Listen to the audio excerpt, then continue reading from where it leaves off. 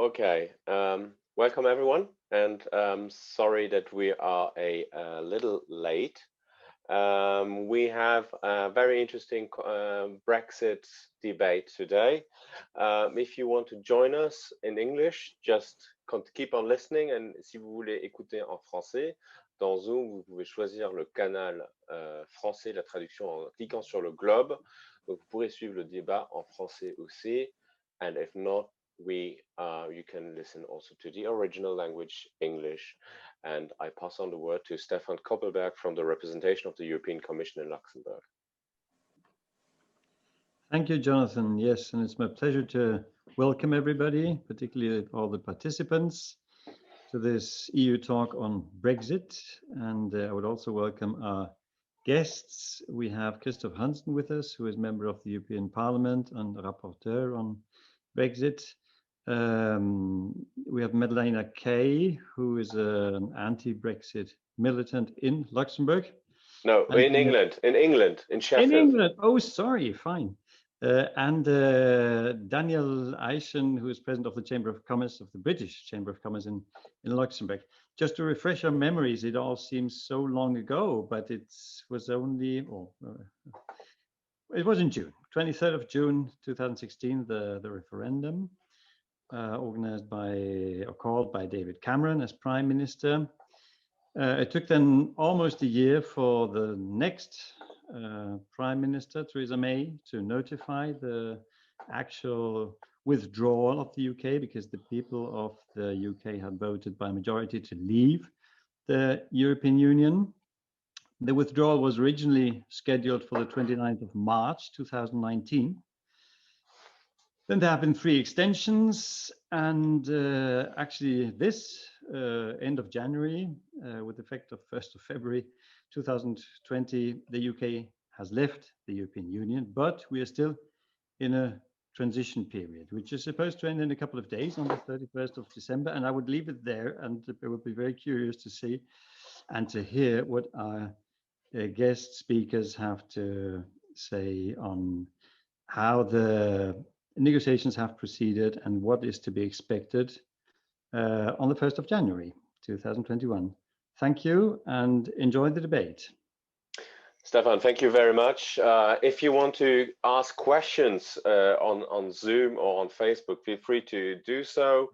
They will be passed on to me, and I'll try to pick them up the best way I can. And Stefan, you said you're curious to know what will happen on January 1st. So am I. So all of us, and I'm really happy to have Christophe Hansen now among us, together again with Daniel Eischen and Madeleina Kay. But I want to start with you, Christophe Hansen. You're a member of the European Parliament, and especially now for this subject we're talking about, you are the rapporteur on the Brexit deal. And last week, you said in an interview with the Luxembourger Wort that you consider the odds to be 25-75 that we will have a deal.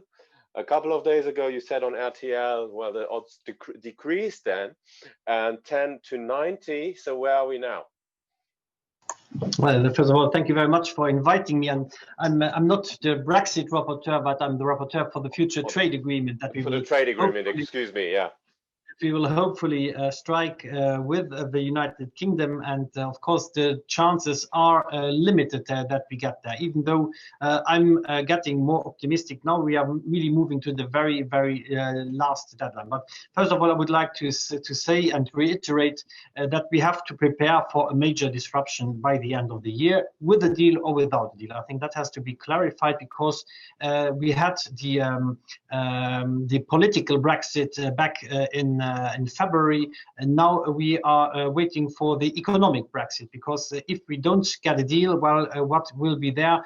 For example, for trade, we will have the WTO rules that will apply, and this will, of course, be not beneficial at all for our businesses, because there will be tariffs, there will be quotas, and that's something we wanted to avoid while now negotiating with the United Kingdom. The United Kingdom is one of our biggest trade partners, and of course, geographically, it's our immediate neighbor. The United Kingdom is exporting 43% of their goods to the European Union, and the EU is exporting about 8% to the United Kingdom. But we have, of course, a very strong historic link. We have a lot of UK citizens in the European Union, EU citizens in the United Kingdom. So it's really very important that we get a deal and a solution for all those people and for those businesses. And I think that is should be our first priority here. But of course, it takes always two to tango.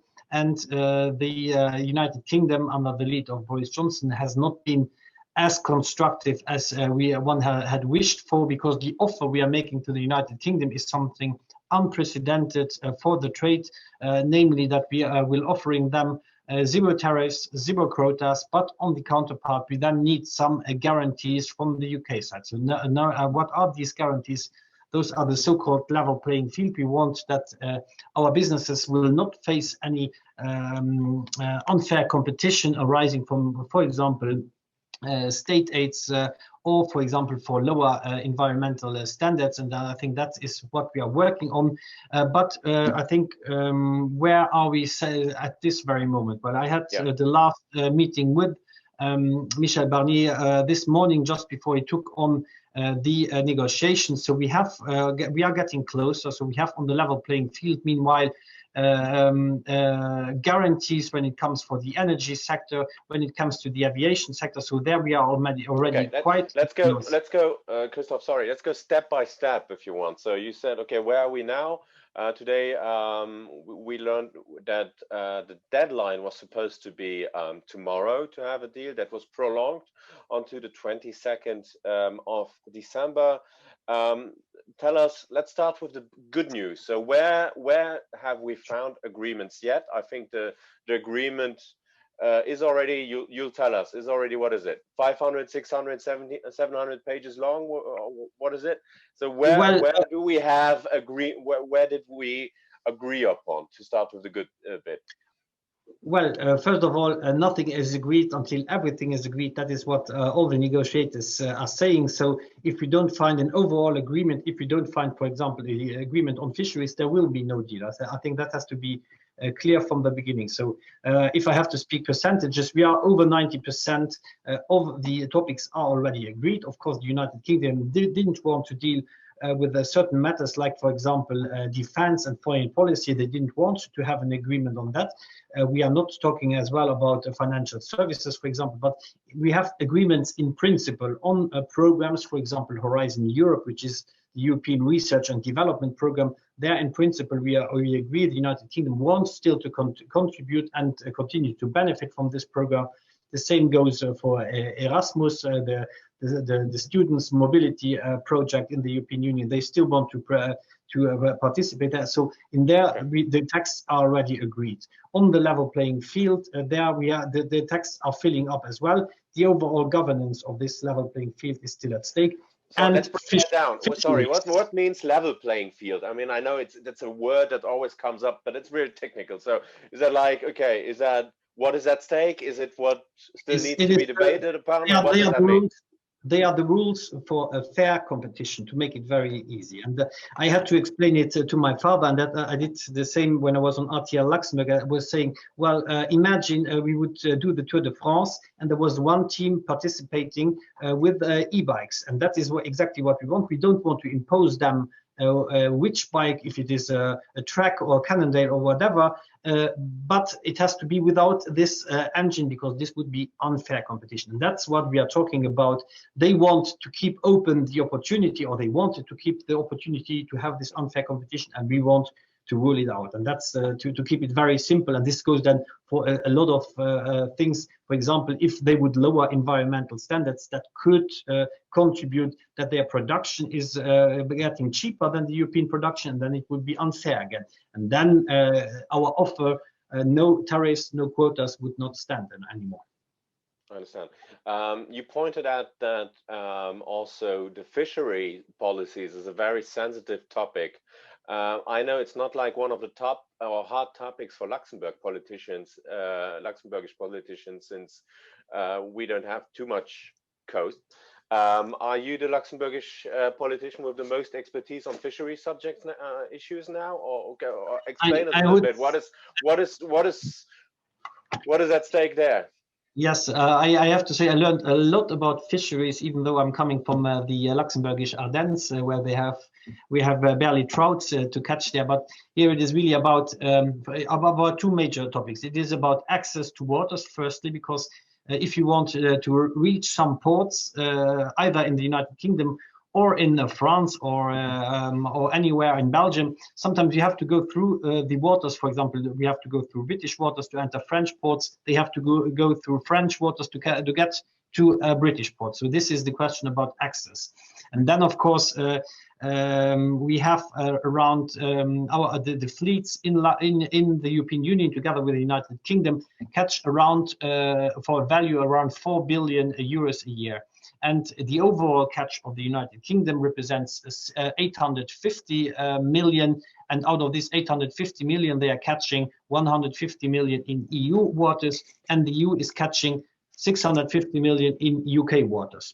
And there is now going on the negotiation, how much of these fishing rights are we giving, can we maintain as the European Union? Because what we have to say is that a lot of fishermen communities in the European Union heavily depend on this. For example, the Belgian fisheries depend on 50% of their catch from the UK waters. The French depend on 30%. So if we don't get an agreement, they can't catch in those waters anymore, and fisheries would just die out in those regions. And that's why it is so important. The same goes for Denmark, Netherlands, Ireland. So there are a lot of countries that are heavily concerned about that. And that's why we want as well to have an overarching agreement where we have these different sectors together, because what happens, for example, if we have a dispute in fisheries, we could just retaliate on fisheries, but we don't have much margin, much leverage to go there. And that's why we want this cross-sectoral retaliation system. And meanwhile, fortunately, the United Kingdom is agreeing on that. So this is one of the positive elements that Michel Barnier announced us this morning. So it's getting into the right direction, but fisheries is the remaining big one on the table, the elephant in the room that we need to, and that the negotiators need to push for. And then, of course, probably it will need as well a push from the very high political level, Ursula von der Leyen and Boris Johnson themselves, to make things move into the right direction. But afterwards, maybe I can tell you about the dates, because that is, of course, important. Yeah, but if I grasp correctly, a bit of your tone is, I think you're slightly more optimistic than you were a couple of days ago. Is that correct? Yes, as we are moving to the very last deadline, of course, things are moving now. And I see there on level playing field, there is already a big move from the UK side. Now, I think the EU has as well to make some further concessions in order to get there. Because time, that's really the issue now that is running out. In principle, I have to tell you, the ratification process for such an agreement takes several months. And as well, now we don't have a legal text here that is there. It's not available yet. So for us at the European Parliament, it will be very, very short to analyze this text. For the European Council and the Commission to do the legal scrubbing, so the legal analysis of what has been agreed upon. Usually that takes months. They have to do it now in around 10 days. So for us, the deadline now is really, if we have the deal this weekend, this Sunday, we can still ratify it this year. Otherwise, there will be interim solutions. One would be a hard Brexit for 2 or 3 weeks in order to get things done. The other would be a provisional application, but that is a mess, legally speaking, and we would face a lot of uncertainty. And I think after 4 years and a half of drama, what businesses and citizens need is legal certainty, and not to continue in this mess. Indeed, I think drama is the right term, and I think Boxing Day on the 26th of December will get maybe another connotation, not just a football connotation for the people in the UK, but perhaps you will also have to be busy during Christmas time reading all this final agreement. I just pointed out that, I mean, coastal issues, fishery issues are not issues that are close to Luxembourgish citizens or politicians in general, but one issue that matters a lot for the people here in Luxembourg is, of course, everything that is linked to the financial industry, financial sector. So, I mean, two very important spots in the world, especially in Europe, is the city of London, but there's also Luxembourg. So is there a risk, if you spoke about level playing field and, you know, not being a fair competitor, is there also a risk that the city of London will not be a fair competitor on financial issues, as it's the case, for example, for the offshore islands, Jersey, Guernsey, that also have special provisions that are not really in line with the fair play we would like to have? Yeah, first of all, the financial sector is not subject to this negotiation, so it's not inside the mandate. But of course, and you're right to say, not necessarily. We don't need a specific agreement there. We have on services some parts in the agreement, but for the financial services, we have as well, for example, the so-called equivalence system. We have it as well, equivalences with the United States, with Japan, with other third countries, and we are basically working on that. The European Union has already given some further equivalences, for example, in the clearing activities, because there we are from Luxembourg, from the finance place, depends heavily on this service provided by the City of London. They have the expertise, they have the human resources to do so, and there we have granted now an additional equivalence for 18 months. So we have already arrangements there. And on the other side, we see as well that a lot of companies based in London have meanwhile at least secondary residence in somewhere in the European Union, not necessarily in Luxembourg, but as well in Amsterdam, Paris, Frankfurt, in order to be able to serve in the worst case scenario their clients on the continent. And there is, of course, and we are heavily depending as well on the capitals. We have all interest to keep as well as many platforms of dialogue, of regulatory coordination open in order to keep the rules as aligned as possible. And I think that is important to say. Yeah. I mean, finally, if you take a step back and you say, okay, I mean, you know, you're now slightly more optimistic. I mean, isn't that like the typical dynamic we just could expect? Isn't that the dynamic we had last year, or at the beginning of this year, when it was last year when we had this original first Brexit deal? So it's always big drama, but at the end of the day, you know, you find an agreement, but the drama has to be part of it. Isn't that the feeling that you have too? Yeah, I believe Boris Johnson, he has set various deadlines in order to build up this drama, as you say. He has not respected these deadlines either. So he has said several times that they would walk away from the negotiating table, but this was just to put up pressure. You rightly say so. Then as well, they have made some provocations, for example, by the so-called internal market bill, where they were in fact breaching international law. They were breaching what had already been agreed upon in the so-called withdrawal agreement. So the peace in Northern Ireland was threatened by that. So this was just a threatening games they played. Meanwhile, we have settled this one. But I think why are they doing so? Firstly, I think they have not to do trade agreements not just with the EU, but they have as well. They have recently rolled over the one with Mexico, with Canada, with Japan. So they are doing trade agreements in parallel. And secondly, then they have to concentrate on the European Union, on us, and they have just a lack of human resources there. And that's why they want to push it to the very end in order to get more concessions by the very end. Firstly, that's one part of the strategy. And the second one is, as well, Boris Johnson has a majority in the House of Commons, but nonetheless, many of his Conservatives members in the House of Commons, they will not vote for any deal. They just don't want a deal. That has to be clear. And that's why he wants to give them as little time as possible to react and to avoid a big blast from those no deal adepts in his own party against him. That's why he wants to put it to the very last. But in that sense, perhaps he accepts as well a no deal, even if it's just for 2 or 3 weeks, in order to complete the ratification procedure on the EU side.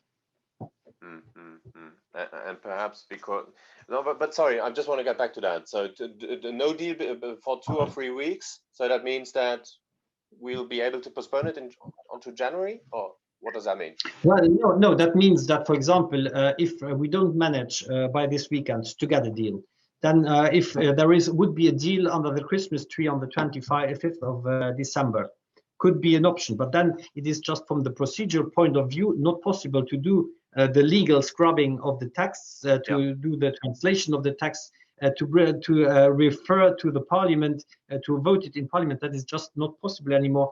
Then we would go into January. So from the 1st of January, there would be for 2 or 3 weeks in order to do the process, a hard Brexit. And that's why as well the parliament will vote tomorrow on the so-called contingency measures in order to be able to avoid the worst case disruptions that there could be. So those are namely for to keep the planes flying, to keep the possibility of the land bridge working, and to keep the possibility of the channel open so that transport can be organized there. And the fourth one is on fisheries, to access for a limited period of time the access to the waters.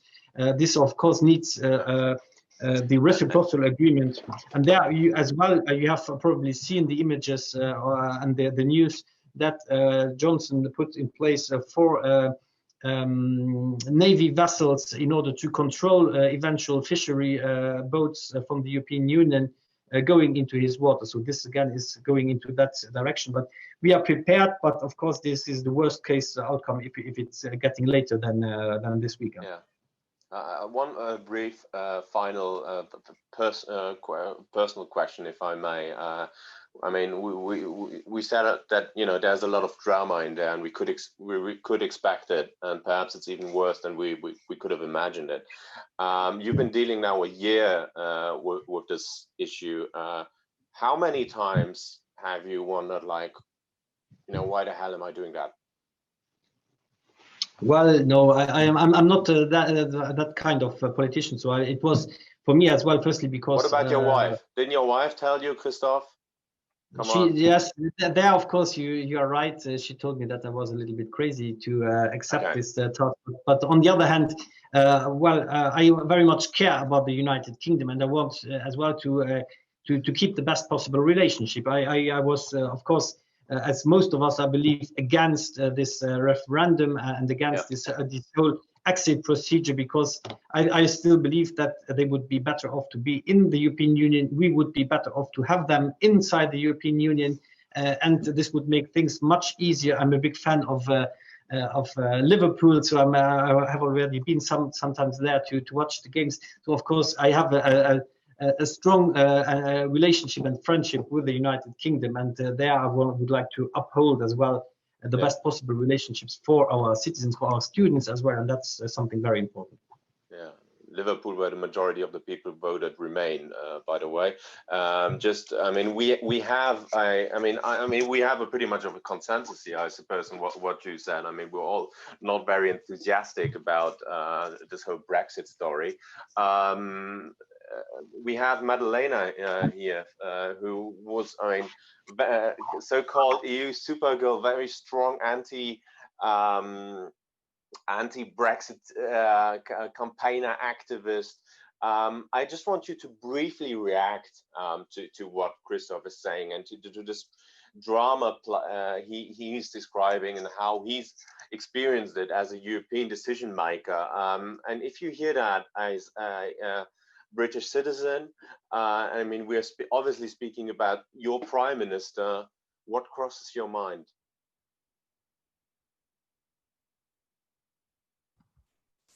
Well, I think the whole thing seems like a big shambles. I mean, from the perspective of a Remainer, it looks like a complete mess to me, and I'm quite irritated with the way that the Tory politicians, with their kind of cavalier attitude of, of this game playing and positioning in the negotiations, they're really not taking responsibility for the consequences of a no-deal Brexit that is going to cause so much suffering to people in the UK who won't be able to, you know, get hold of medicines, of, you know, food prices massively going up, disruption to trade, to travel. That's going to have real consequences on people's lives. And I just don't think that the politicians are taking that seriously. Having that on the table and using it as a threat almost, it just seems so immature and irresponsible. I think from the perspective of the majority of British people, they are just fed up of hearing about Brexit, regardless of whether they voted Remain or Leave. This has been going on for so long, and I just think that the people are fed up with it now. And that is how Boris Johnson came to power, with his "Get Brexit Done" slogan, was literally saying to people, oh, it'll be over if you vote for me. Of course, it's not. It's gone on for another year. We'll get back to you later. I want to have a chat with Daniel Eischen. You're the chairman of the British Chamber of Commerce for Luxembourg. And I mean, we had a bit of a political analysis now from Christophe, who told us, you know, what is at stake, what's still needed to have an agreement. And I'm really curious to know, how is it within your network? I mean, you have many members who are businesses who, I mean, they trade with the UK. What are the worries here in Luxembourg that your people have? Well, good evening, Jonathan. Thank you as well from my side to have me on this platform, me and the British Chamber of Commerce. Good evening, Madeleina. Good noon, Christophe. So it's good to be here. I really much like what Madeleina just said. I think the biggest problem we have is just this drama. It's, I think I'm not a politician, I'm a business owner. You don't play with people and you don't play with businesses. You don't play with communities. You don't play with certainty or uncertainty. There are people who have spent their lives building up their businesses. There are people whose livelihood depends on what's going to happen. And you cannot play a checkerboard with them. You cannot take decisions just waiting and seeing, looking what's going to come out. So what's happening inside an organization like the British Chamber of Commerce for Luxembourg is really, we would like to get out of this uncertainty, and we said that's over and over again. So it's since the referendum. I mean, for the first year, we were just silent. We just waited to see what's going to happen. And there was so many information that came out, and the information were partially, opposing information that came out. And so it was really, really difficult for us somehow to give some guidance to our members, to really say. How's that now? Do you have any chance to provide some guidance, or? It's still very difficult. So if you say, how do you handle it? With difficulty, as everybody does. So anybody who's got, we're 2 weeks away from the end of 47 years of some kind of a relationship that was working pretty well. And then people who are in this business, they don't know what's going to happen on the 1st of January.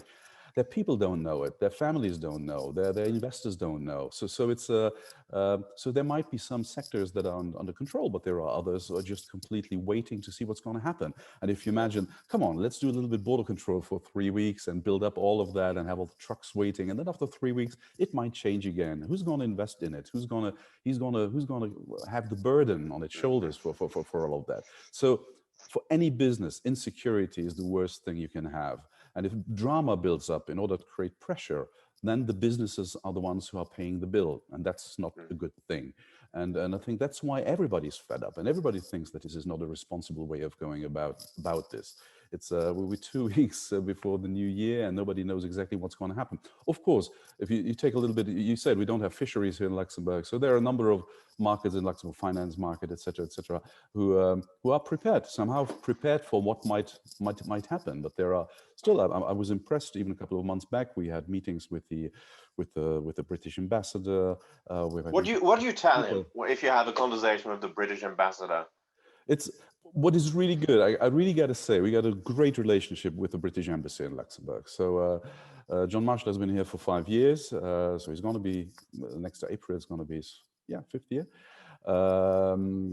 So we had a great relationship with him.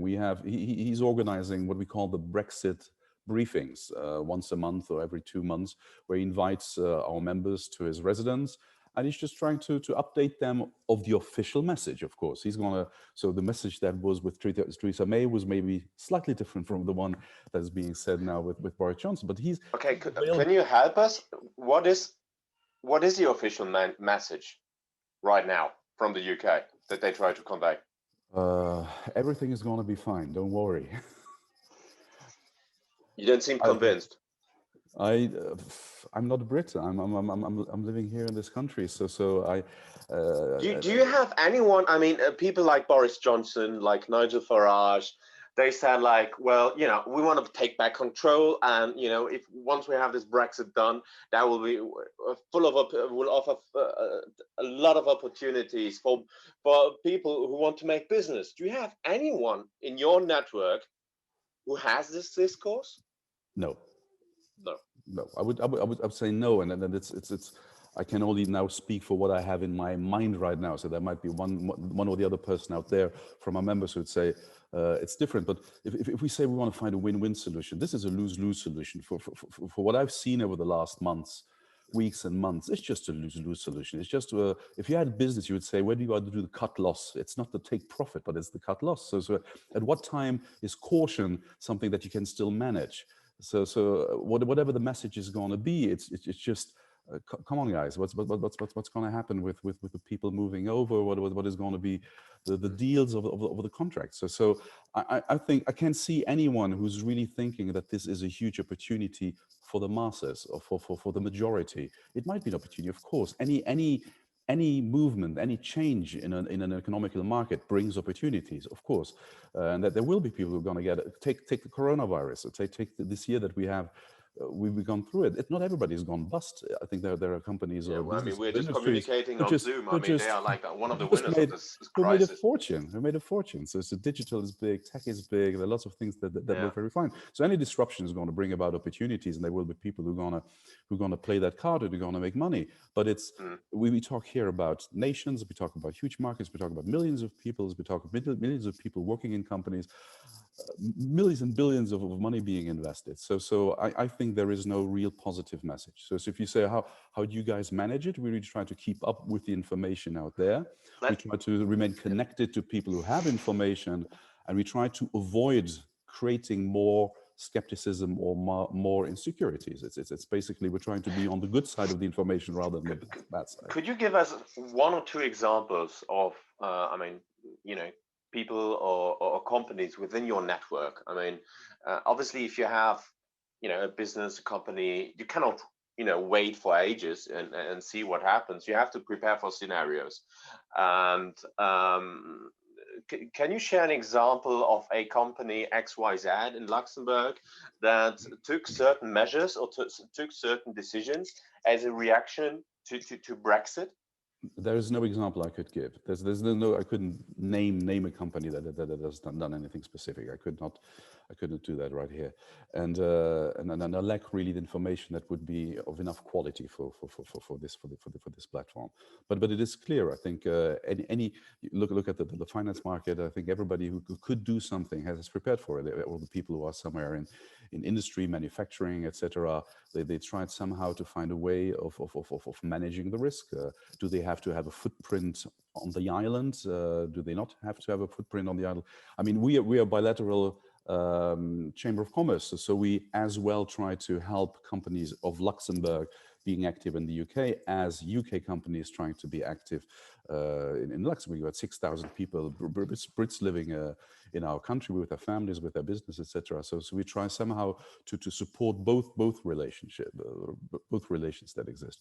But it would be difficult now to say this is what they've done. I think you heard from the big companies who got the money, who got the resources to do it. They just have multiple scenarios, and they just going to get rid of the one that they don't need the moment it's going to happen. And then there are companies who don't have the resources to play multiple scenarios, so they will rather try to play it with caution and try to somehow remain connected with their clients or with their manufacturing base, etc. So it's there's nothing really precise that I could share with you on that topic. Yeah. Well, and maybe as a final question, how many people do you know in your network who are acquainted with Luxembourgish citizenship? Oh, you should ask that the ambassador. I heard the figure the other day that I don't a lot.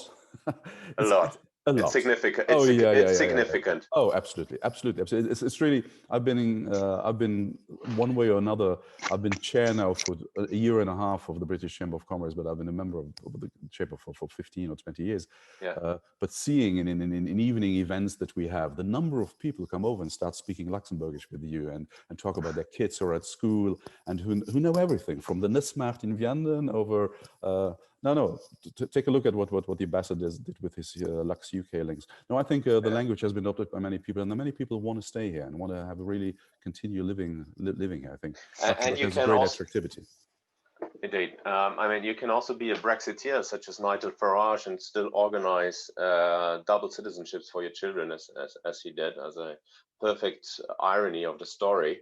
Madeleina, you've been to Luxembourg, right? You've traveled quite a bit in the last couple of years. We're going to talk about it now. Last year, I did a tour of every country in the EU. Tell us a little bit about it. I got a grant from the European Cultural Foundation to do this tour, which the project was called The Future is Europe. And I was going around to speak and perform at different events across Europe. I think I went to Germany 8 times and Brussels 8 times, but I went to every country at least once. But I was also doing interviews with other EU activists, which I edited into a documentary. And also because I'm an artist, I was doing sketches and paintings of and photography of the architecture and the kind of cultural heritage of Europe, which I compiled together into a book and also some artworks, which kind of, one was called the Tapestry of Europe. So it was like a picture from a sketch from every country in Europe to kind of bring together that diversity of culture. And what did you bring up from Luxembourg? You still have that in mind? What did I draw? I drew the bridge, the Adolphi Bridge. Pont Adolphe, yeah. And a house that I found on the ring road, which was it was like an eco house. So it was like all covered in like plants and interesting green architecture. And then also, oh gosh, it was a big building in the center, which I can't remember what it was. It was one of the old heritage buildings on the main road that runs up to the bridge, but I can't remember what it was now. Yeah, perhaps the former post office, it could be. Well, I mean, to introduce you a little bit to the audience, I mean, as we said, you were an anti-Brexit activist for a couple of years. You've traveled Europe. I mean, you've not only traveled Europe, you were obviously also very active in the UK, and we got some images of that. We'll try to share them with the audience. We'll see if that goes, and then you'll tell us what this was about. What do we want our future back? When do we want it now? Brexit! Tout le monde dit stoppez le Brexit. 3, 2, 1. Stop the Brexit! We are European, so let's remain. So let's remain. Music for EU. Why, Theresa?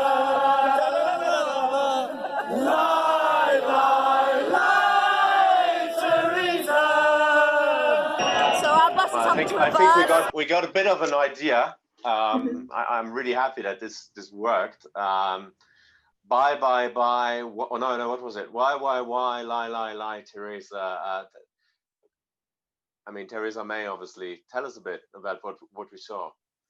So that group that was all singing together is Yorkshire for Europe. So I'm in Sheffield, which is in the north of the UK, and every city and every region like had their own pro-EU group. So that was Yorkshire for Europe, and they had a particularly musical group So a lot of them played like brass instruments, and then a lot of them sang. So they used to do these big performances where they take old traditional English folk tunes and then make the words about Brexit. So that was one of them. They went to Brussels as well on a trip and performed at the Schumann roundabout. And I mean, we could see a lot of excitement in you when you were chanting and, you know, being with this crowd. Is there any excitement left right now, or are you just worn out of the whole situation? Yeah, I mean, I put a lot of energy and effort. I mean, you really, I think you believe that you could help stopping Brexit and, you know, contribute at least to a different dynamic. That was definitely the impression that I was trying to give. I am quite a pessimist actually in my heart, so I was always saying it didn't look like it though. No, but that's the thing. See, I had this belief, this mentality that you can only achieve things if you try to achieve them. If you approach things with the attitude of like, oh, it's not going to be possible to do, it's impossible, you will never achieve that goal. Yeah. So for me, it was important that we just maintained that positivity in order to even have an attempt, you know, achieving what we wanted. And it wasn't possible, but I don't think that meant it was a wasted effort. Well, let's I get back to that in a point in a second, but I want to pass back the word just briefly to Christophe. I mean, I asked you at the end, I said, I mean, if you ever have moments where like, okay, why am I fussing about this drama, as we said? I mean, are people like Madeleina in the UK, I mean, are these also people, or these young generation, is that a reason why, I mean, you are excited, or you want to work for the best possible deal also for this activist? Yeah, well, first of all, I think I very much admire what Madeleina has done, and I think it is a majority back in the United Kingdom that really is pro-European, but things have been badly explained, and as somebody said, well, this whole fuss about get Brexit done, people were just fed up with this mess going on, and they voted for some. And I think a lot of people still don't get the consequence today. I had, in my youth, I had the chance to travel a lot through Europe through a European program, which was Europe at School, called back then. I'm not sure if it still exists, but it gave me the opportunity to meet with many young Europeans. And I think this dynamic that I felt there, that's exactly what she was now going through. And of course, for me, I want my children, I will be father for a second time in 2 months, to have the same opportunities. Congratulations. Thank you for that. And to get the same opportunities. And I'm really feel sorry that they're back in the United Kingdom, just for political reasons and for political power plays, they are gambling away the future of a whole generation. They are gambling away what the parents have achieved, and they are gambling away opportunities for businesses. And there I very much feel with Mr. Eischen of what this insecurity and what the costs will be of this. We will face, without a deal, we will face really an enormous blast to the European economy, an enormous blast, and even stronger to the UK business, and this will really damage the economy. This will damage the ability of an economy to come out of this pandemic, which we have suffered from. And therefore, I'm really fighting to get the best possible solution, even though it will never be alike being a member of the European Union, unfortunately. Yeah, Madeleina, you just said, I mean, all these efforts, that wasn't for nothing. Well, I mean, what do you take away from all your involvement over the last years?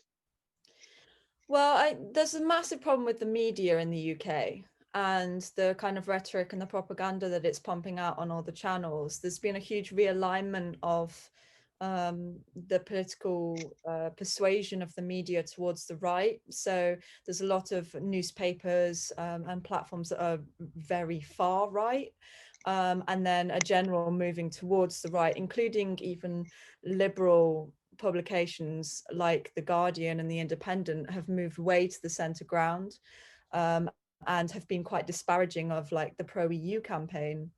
For example, The Guardian described my followers as a cult. And then recently they published an article by Owen Jones saying, who was blaming the Remainers for the fact that we've got now a hard Brexit or a no deal Brexit on the table. And I find this quite dangerous and quite worrying. The BBC, for example, have been giving a platform to political commentators from Guido Fawkes, which is like an alt-right platform, media platform, who would like previously have been, you know, not really accredited as proper journalism.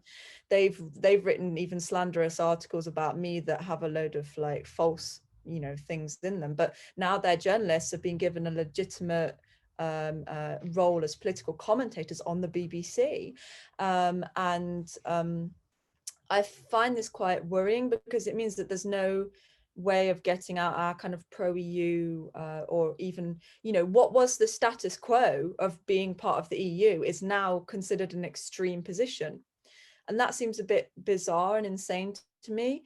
And that was why I always felt it was important for us to be as loud and vocal as possible to try and get out the message. Counter narrative.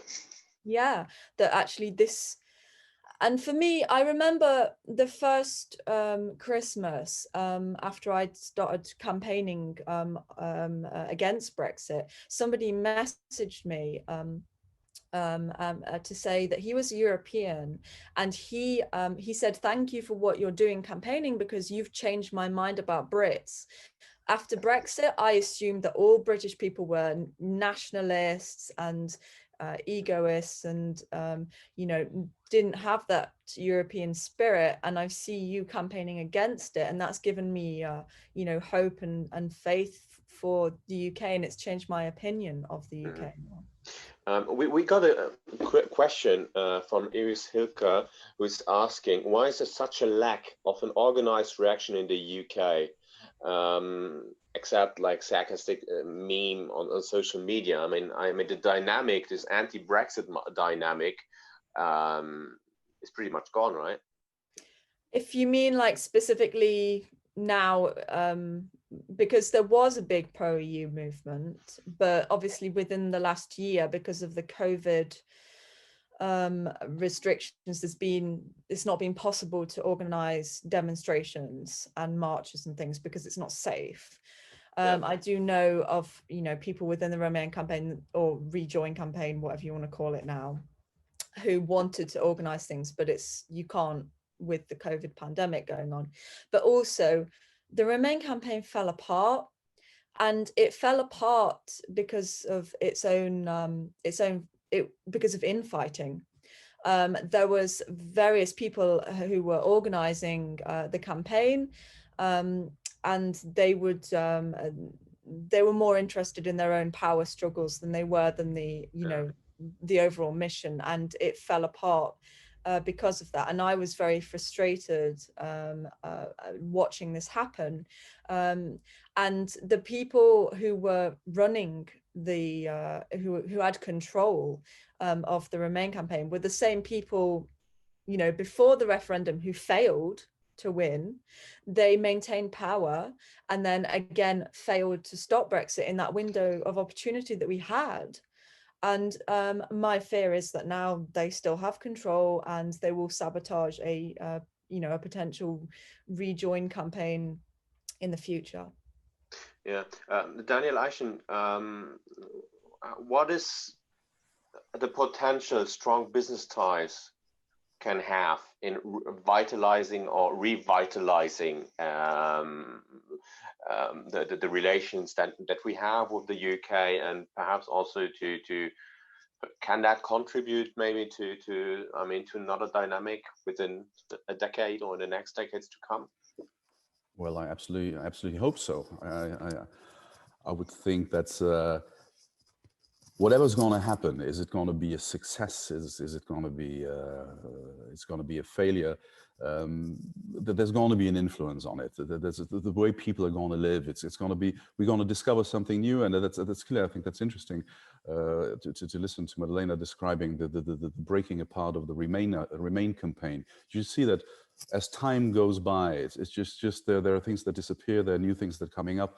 I think we need to prove that collaboration exists. We need to prove that there was a reason many years back for markets to join forces and to work together and try to eliminate borders and then try somehow to optimize their relationships. And I don't want to say that everything is going to be discussed or is going to be negotiated is going to be bad, but I think we must prove through the way that businesses are going to work together, through the opportunities that they're going to create for innovation, for collaboration, for whatever we're going to do together. We must show that it's better to work together than to work apart. And I think that's what must be shown. It's the more we're going to have competition. Competition is always good for innovation, but on the other hand, it also takes away so many resources. And if you're in a situation where the market anyhow is very sick or has got lots of problems, then having even more competition and investing more in that is going to create a real problem for you. So I think if businesses succeed in working together and showing the way forward and showing different ways of collaboration in a post-Brexit era, I think that can help. I hope that can help politicians also to reconsider what has been decided. So I'm pretty positive about that, because if that was not the case, I'd like always to say, well, if it was not the case, then what would be the economy in which we move on over the next 10 years? What if we don't succeed in collaborating, then it's going to be fierce competition, and we're much too close to each other to fight against each other, I think. Madeleina, do you share this spark of hope expressed by Daniel and Christophe? Because you wrote in an article, if I might read that out, the combination of Brexit and the COVID-19 pandemic has left me feeling trapped on this island, deeply saddened by the increasing culture of intolerance and depressed about its bleak prospects for the future. The economic damage could devastate the jobs, market, and opportunities for decades to come. Where is the enthusiasm? So for decades to come, sorry. I mean, that sounds depressing, but I mean, is this enthusiastic Madeleina that we saw singing? Is it still in you and within your friends? I don't know. The Remain campaign has fallen apart basically, and I myself feel very depleted by having put in all that energy and tried my hardest, and then it amounting to nothing. It is very depressing, and I am very concerned about the consequences of particularly a no-deal Brexit, but even the hard Brexit that's on the table is going to cause damage, and it's going to impact mostly more than anyone else on the young people. And I always felt that was a bit of an injustice of Brexit, was that the young people voted to remain. My age group, I was 20. But those who voted did, I mean, by huge majority. But I mean, 80%. Like by 80%. 80%. But just 1/3 of the youth voted. Why? That is a huge problem, is apathy. Apathy and ignorance, I think, are two of the greatest threats to democracy, because it stops people from participating, or when they do participate, they're ill-informed about the decisions that they're making. And I give an example of my friend who's a doctor. She's a junior doctor, and before the EU parliamentary elections, she asked me, what do MEPs do? What's the European Parliament for? And I tried to explain to her, but she didn't vote in the elections because she didn't know what the point of the Parliament is, what they do, and therefore didn't have the motivation to vote. And that's not her fault. I don't blame her for that. I blame our education system.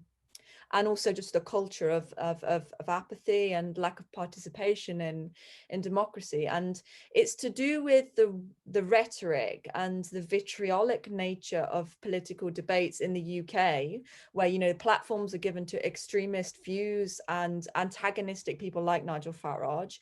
And it's really off-putting for the average person to hear all this hate and bile coming out.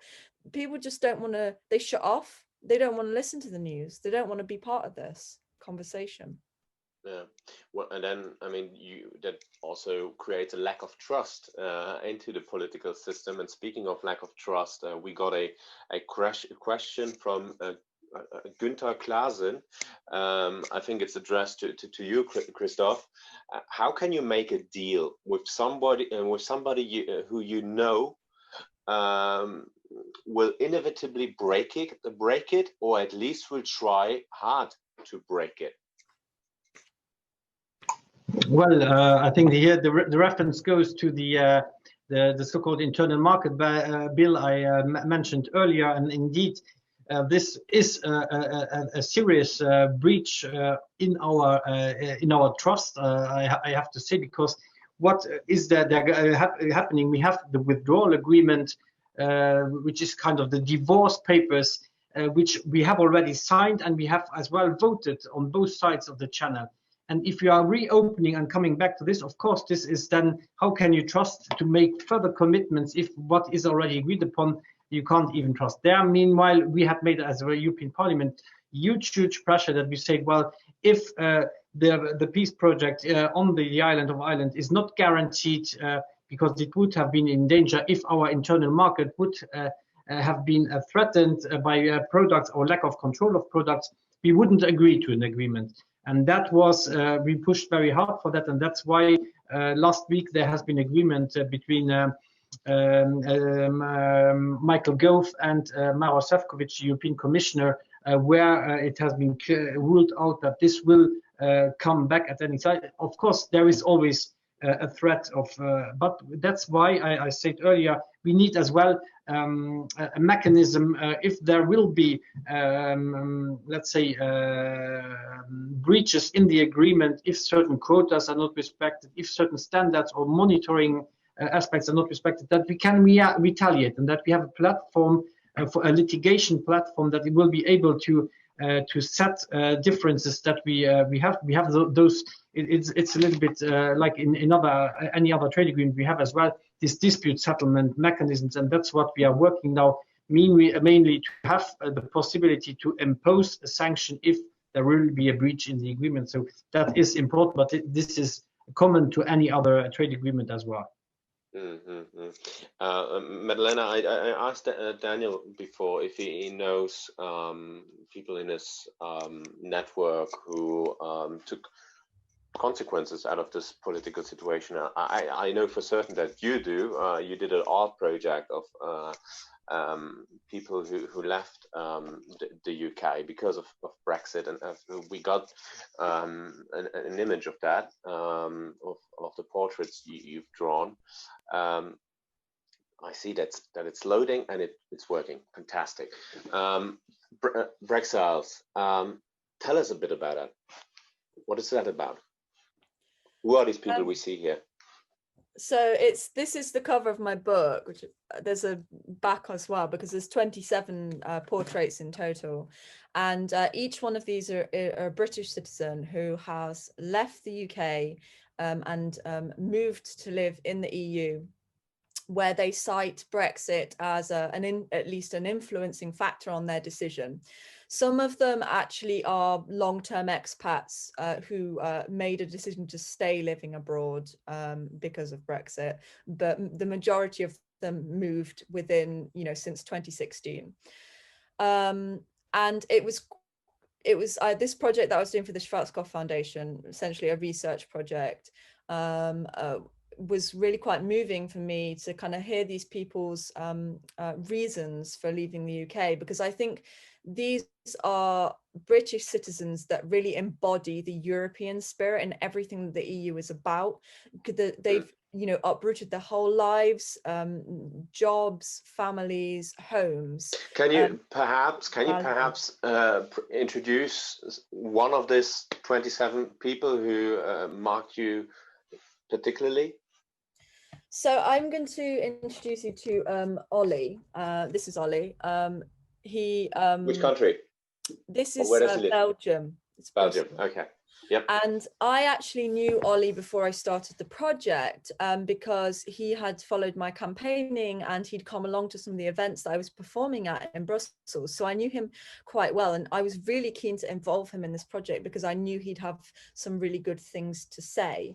And he's a dual citizen, so he's British and French, dual national. And he grew up in the UK, but and then worked in a variety of countries and studied abroad. And then when Brexit happened, he decided to he got a job at the European Commission working in communications. And there was just a couple of quotes I want to read from him. So I asked him how he felt on the 24th of June after discovering the vote, and he said, "Furious that all of the lies from the Leave campaign and the right-wing press had worked. Frustrated that such a small margin was enough to change the course of Europe's history, bearing in mind that so many had used it as a protest vote.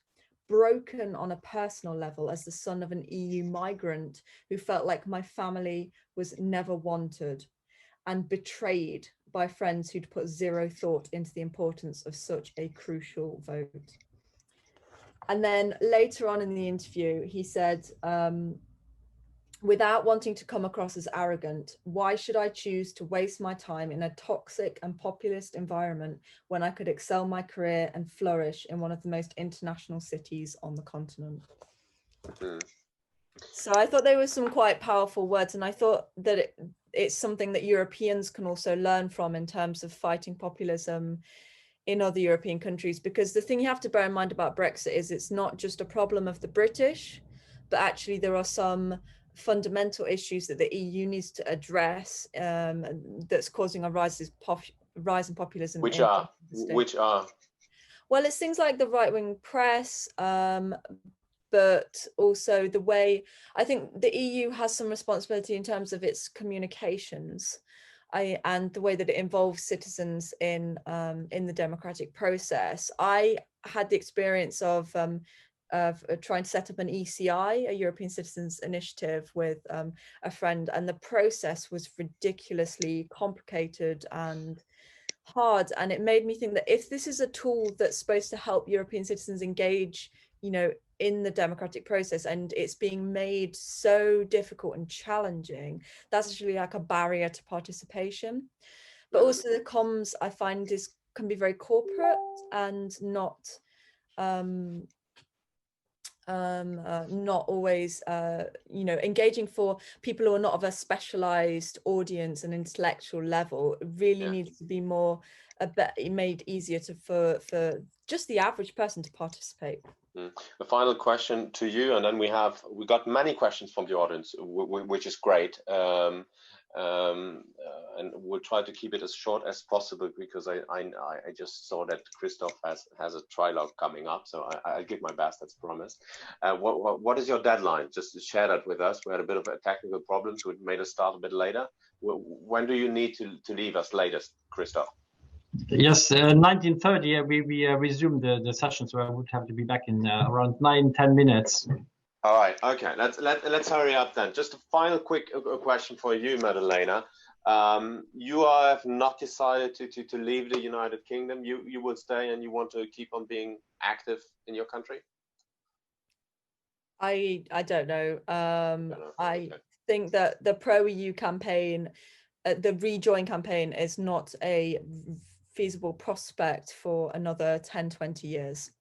Okay. In the meantime, I'd like to get involved in other campaigns. I'm quite keen on supporting transgender issues and LGBT rights, and also like climate action and other campaigns. I think also in the UK we need to address the voting system, because it was under the first past the post system that Boris Johnson got this huge majority, even though he only won 43% of the popular vote.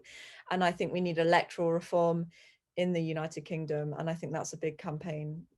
I mean, I think it would be good for the United Kingdom or for Europe if people like you, young people like you, would you know, be active, keep being involved and make their voices heard, not just in the UK, but I mean in Europe. And I mean, thanks for sharing, you know, your view and how you experience things in the UK, in Sheffield, where you live. I think that's very valuable for us. And now thanks, Madeleina, you also answered unknowingly a question that we received from Adam Brady, who asked, do you believe that the UK will rejoin the EU?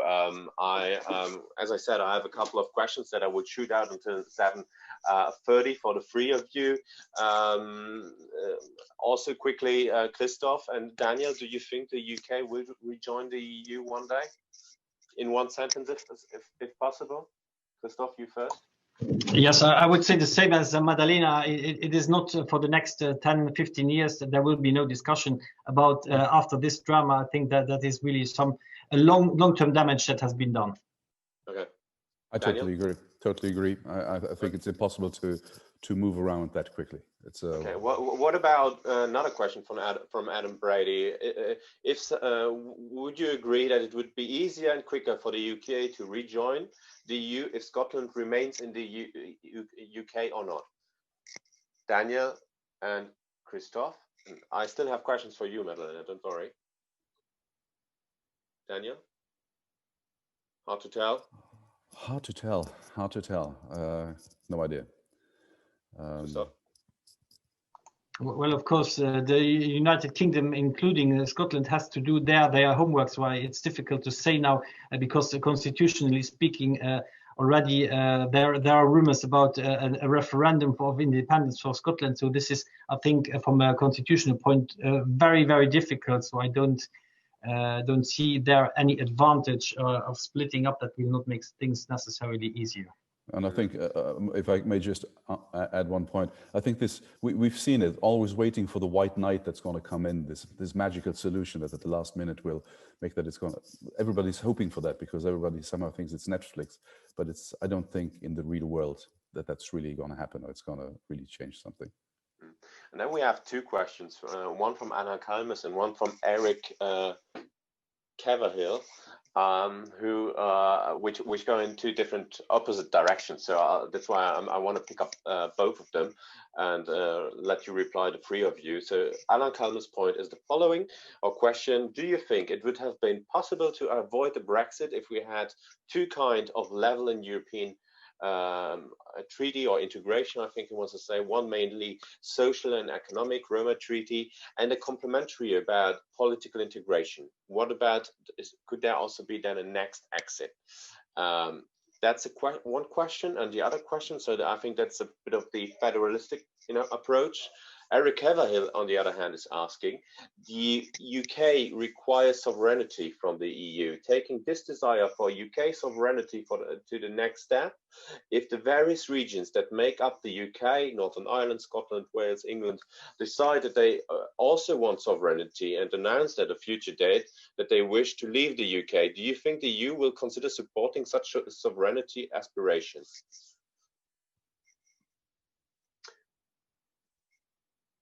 Christophe, you first.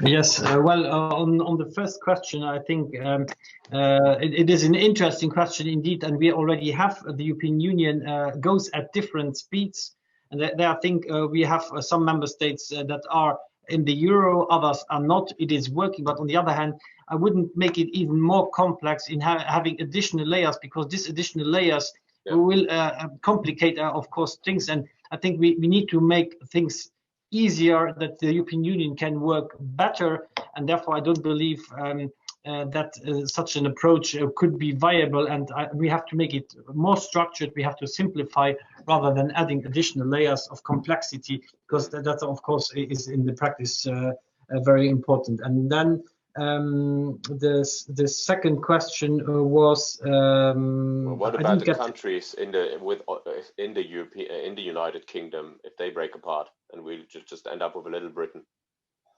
Yeah, well, of course, I sincerely believe that it is the Great Britain wanted to become the global Britain, but in the end, without the European Union, it will be already a little Britain. So the United Kingdom doesn't have interest in that or splitting up internally. And if I got the question right, there was as well the question if in the European Union there might be the risk that other current member states want to get out. I think those rumors were quite loud after the referendum back in 2016, but meanwhile I don't hear them very loudly anymore, because we have, of course, we heard about Brexit, about Nexit.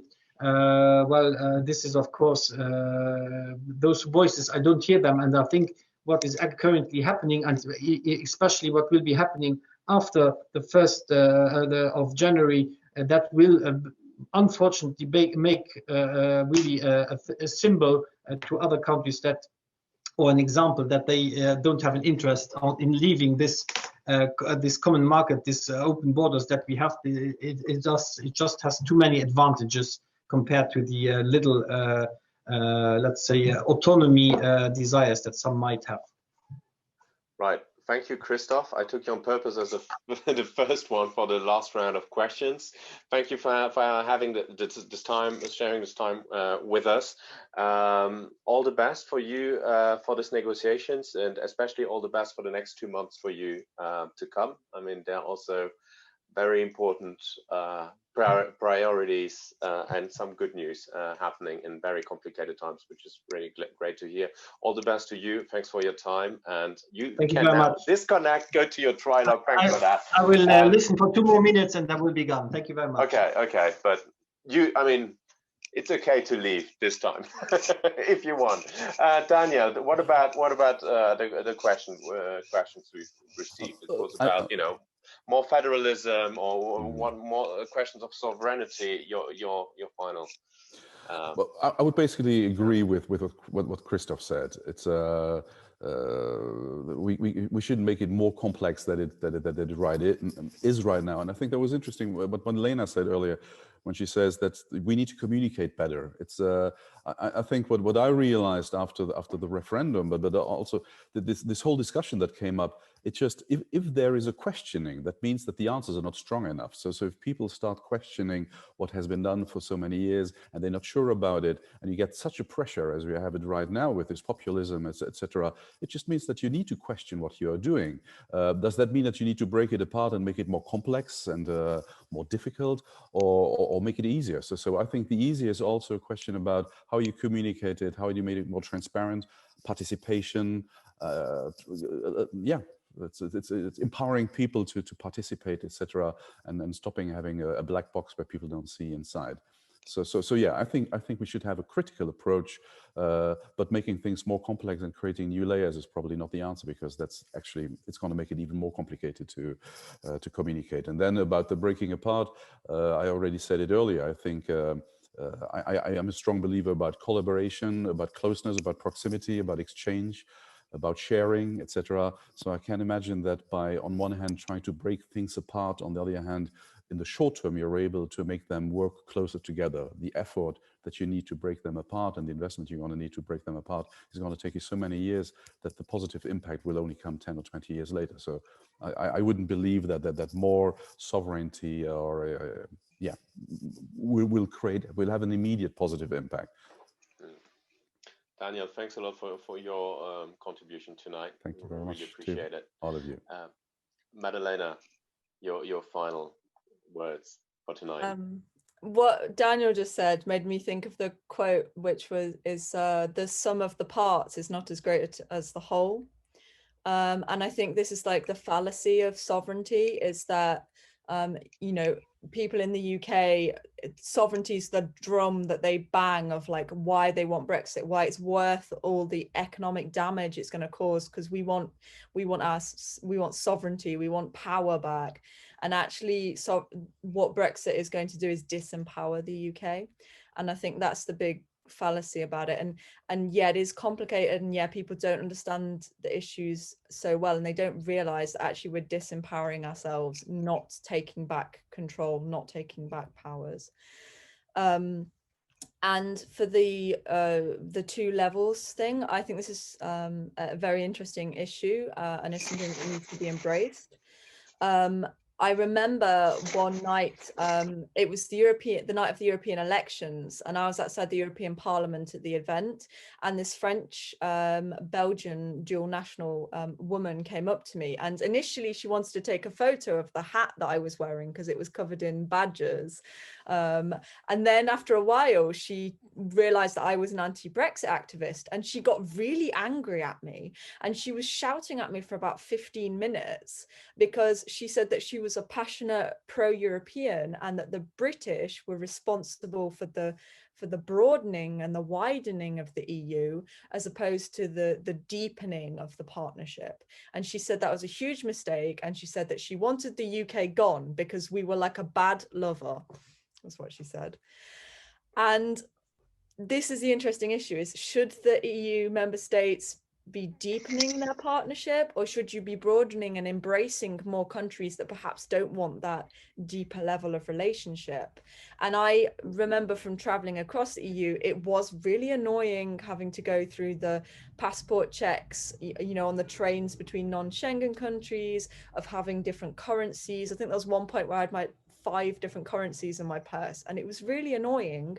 But at the same time, if those countries are only comfortable with that level of involvement, then actually the EU needs to embrace this 2-tier system, or I think Nick Clegg describes it in his book as concentric circles, sort of different levels of integration.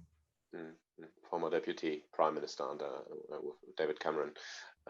Thank you, Madeleina, for your contribution. I hope we'll have also with Daniel, we'll have the occasion to talk again. And since it's the last EU talk we've hosted this year, and where we also worked on the very, as all of you, complicated circumstances. I mean, we created this new concept, EU talk. It's now the 17th episode. I also want to use this occasion to thank the whole team, to thank Christophe, who will have the closing words, Christoph Schröder, in a couple of seconds. Thank Marco Jusch, who made sure that the technical aspect of this whole thing works well too. To thank our former trainees, who have developing this concept, Fiona Kiefer and Lea Schuck, as well as the trainees we have now, and helped me a lot in the research and preparation of these talks, Maxime Naval and Naomi Küsters. But of course, I want to thank the audience we had today on Zoom and on Facebook Live. You'll be able to watch also a re-live, so feel free to share it with your friends. We'll keep on doing this EU talks, of course, next year, and hopefully one day when we'll all be vaccinated, also physically, not only anymore just online. So it would also be great to meet one another physically again. Next in January, we will talk about research about youth budget of the European Union. In February, we will be talking about the animal transport and food security. So keep tuned to the activities we will have, and under this special circumstances we are dealing are all dealing this year. Let me wish you the best Christmas possible that we can have, and most importantly, stay all healthy, and see you all next year, I think at the beginning virtually, and fingers crossed as soon as possibly also physically. Christoph, you got the final words for this episode and for this year. Thank you. Thank you, Jonathan. It's been a pleasure hearing on where we are. We are all getting ready for the drama that is ahead of us. If it wasn't about all those communities, millions of people and businesses involved, you could now sit back, get your popcorn ready, and enjoy the show of the next couple of days. But unfortunately, we are playing with more serious stuff, more serious than, if I understand that Christophe is a big fan of FC Liverpool. He might prefer seeing some drama in the next round of the Champions League between Liverpool and Leipzig instead of what we are going to see in the next couple of days. The European Parliament is ready. If there is an agreement until this Sunday, we will make sure that there will be democratic scrutiny of a deal, and we will see to what it comes. Madeleina, you mentioned how burdensome it can be to get a European Citizens Initiative through. This week, we have seen that the first Citizens Initiative ever came to some fruition, because this very week, the European Parliament adopted a new directive on drinking water, which was actually just another baby of Christophe Hansen. He was the rapporteur and he brought it through Parliament this week with a large majority, which now makes sure that drinking water gets even safer, even cleaner, and that we reduce plastic litter. We are at the end of a very particular year. Jonathan mentioned it, we all know it. If you look at the European level, it was at least a year with so far a good ending. We have the budget for 21 in place. We have the long-term budget for the next 7 years. We have a rule of law mechanism, and also important for the Parliament, there is a calendar by when the European Union can get dedicated taxes, money, additional money for the projects that we run. And the very best news, if we are optimistic, by next week, we might have approval for the first vaccines, maybe a second vaccine approved by early next year, so that the vaccination procedure, that vaccination can start, so that sometime next year we can come physically together again. So there is some room for optimism. To tell you, in addition to the topics that Jonathan mentioned, picking up from vaccination on the 13th of January, we will also allow you to throw a glimpse behind this authorization process of the vaccinations and about the rollout in Luxembourg, and that in the context of our Midi de Consommateur, where we are together with the European Center for Consumers and the colleagues of the European Commission representation in Luxembourg, who are also co-organizers of this EU talk tonight. Let me at the end thank all the participants, Christophe Hansen, Daniel Eischen, Madeleina Kay, the interpreters, all the staff members that Jonathan has mentioned already, the colleagues of the Commission, and wish you all the best for Christmas, for the end of this dramatic year, all the best for next year. Stay healthy, and I'm looking forward to seeing you next year.